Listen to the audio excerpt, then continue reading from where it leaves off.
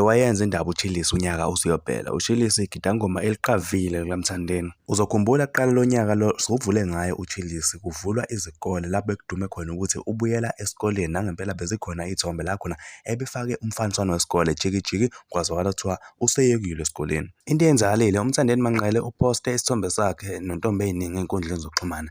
I-caption yalapha bekhuluma nge-albhamu yakhe ukuthi iyeza. Kuthe kusasenjalo kwabonakala kuvumbuka uShilisi nekhomenti ethi ufuna ukupheqa uNtombeyiningi. Igama elithi ukupheqa igama elisetshenziswa uma ukuthi unqena ukusebenzisa igama elithi ucansi. Okusho ukuthi uShilisi njengoba elisebenzile leli gama wathi ufuna ukupheqa uNtombeyiningi, shuthi ufuna ukujikijela uNtombeyiningi. Abantu bareplayile kule khomenti kaShilisi yona yodwa nje bebekhombisa ukumngabaza ukuthi hayibo wendoda kanti wena udlalela amaqembu amangaki, la maqembu amabili noma kwenzakalani ngawe kahle kahle. Bakhona aba-understand-ile ukuthi uShilisi ubeyidlalela, abanga-understand-anga elabade bempeka ngemibuzo bephinde bemmakethe kuyo ikhomenti yakhe. Akaze aphendule lutho kula bantu ade ukhuluma thanda, yena ushaye wedlula.